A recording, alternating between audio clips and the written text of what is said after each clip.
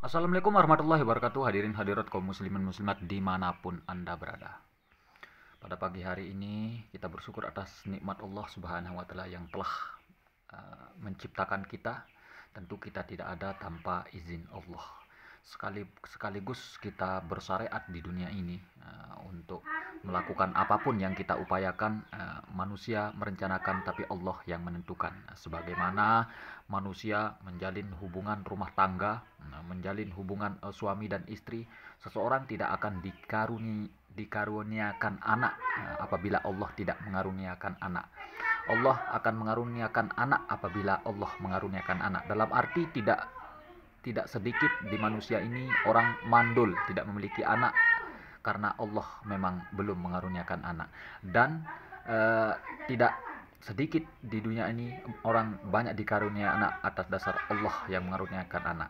Sebab dari itu Allah lah sang pencipta alam semesta dan seisinya. Apa yang ada di bumi dan di langit adalah ketentuan Allah. Manusia merencanakan, Allah menentukan.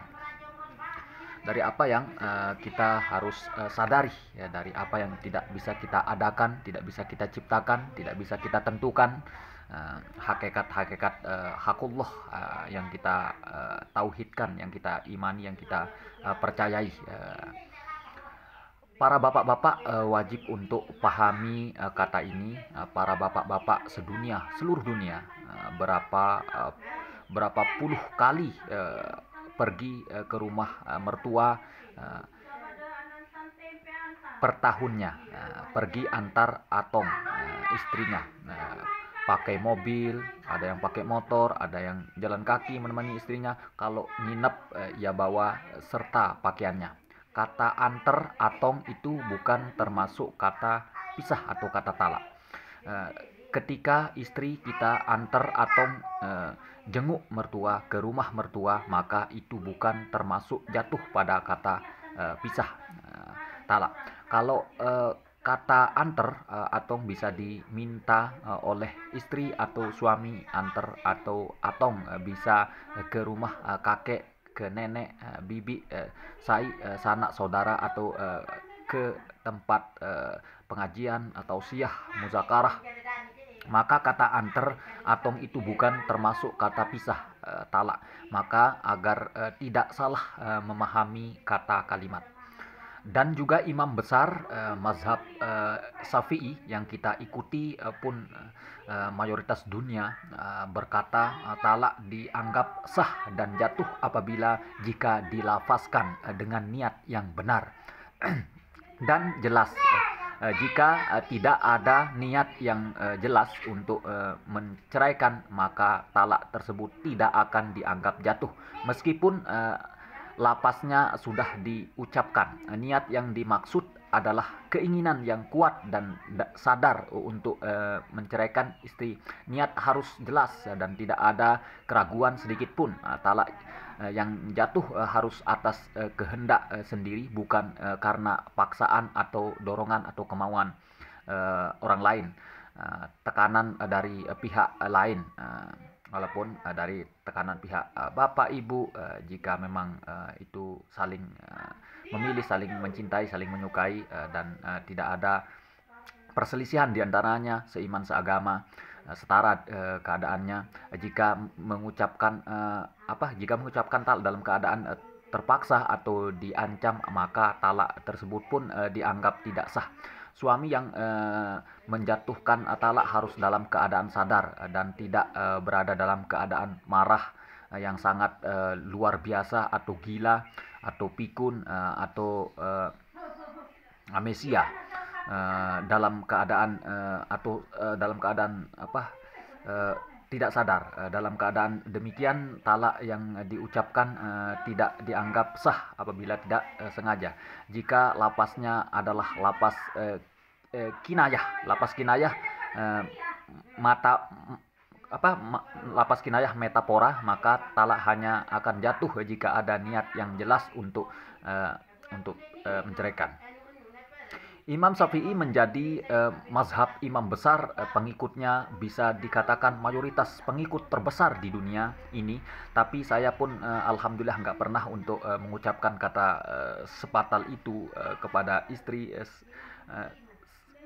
seingat saya ini, tapi jika sekiranya seandainya saya pernah, tapi saya nggak pernah. Tapi seandainya saya pernah, tentu saya akan merujuk, karena apa? Karena orang yang kita sayangi dan kita cintai, tentu kita tidak ingin terpisah darinya atau berpisah. Tapi jika pernah, maka tentu saya merujuknya. Tapi seingat saya pun, alhamdulillah saya nggak pernah kok.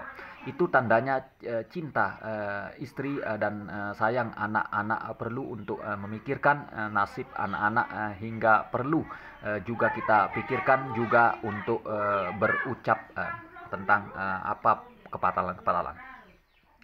Baik, mengapa istri tidak bisa menjatuhkan talak dalam Islam? Inilah indahnya Islam, dan betapa hikmahnya syariat Islam yang meletakkan hak talak atau cerai di tangan suami.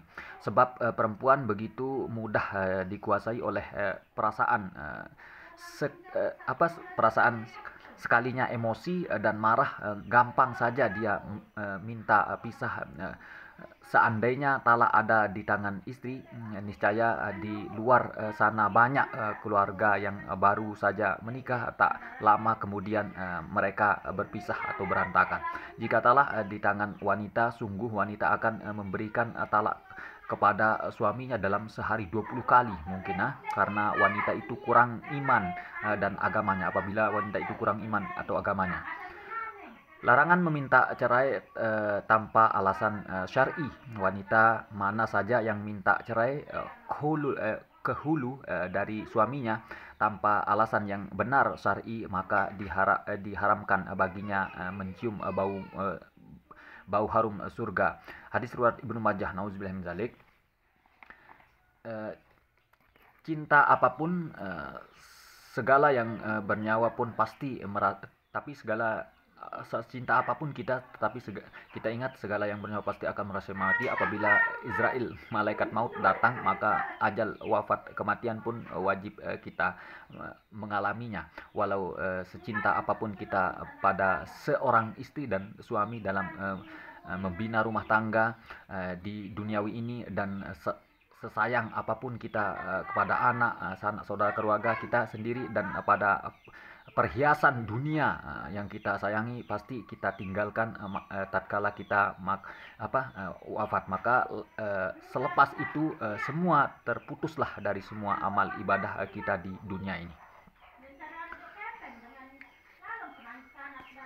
Sehingga pernah saya ucapkan kepada istriku, sebenarnya predikat nilai tertinggimu di hadapanku adalah bukan masalah masalah nafsu, akan tetapi masalah kesetiaan.